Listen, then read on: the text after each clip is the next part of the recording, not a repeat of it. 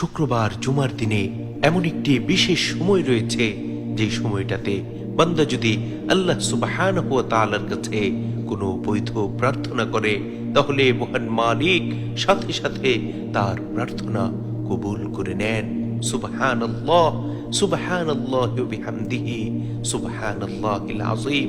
এ সম্পর্কে নাসাই শরীফের 1389 নম্বর হাদিস আল্লাহর রাসূলের প্রিয় সাহাবী হযরত জাবির ইবনে আব্দুল্লাহ রাদিয়াল্লাহু আনহু বর্ণনা করেন, রাসূল আকরাম সাল্লাল্লাহু আলাইহি ওয়াসাল্লাম ইরশাদ করেছেন, ইয়াউমুল জুমআতি 12 সাআতান, জুমার দিনে এমন বিশেষ 12টি মুহূর্ত রয়েছে, লা ইউজাদু ফিহা আবদুন মুসলিমুন ইয়াসআলুল্লাহ শাইআ ইল্লা আতাহু ইয়াহু। সেই বিশেষ মুহূর্তে যদি কোনো মুসলিম বান্দা আল্লাহ সুবহানাহু ওয়া তাআলার কাছে কোনো কিছু চায়, কোনো দোয়া করে, মহান মালিক সাথে সাথে তার দোয়া কবুল করে নেন।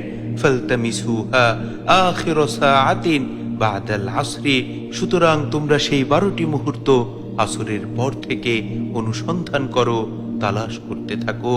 অর্থাৎ জুমার দিন আসরের পর হচ্ছে বিশেষ সময়, যেই সময়টাতে বান্দার সকল বৈধ চাওয়া আল্লাহ সুবহানাহু ওয়া তাআলা কবুল করে থাকেন।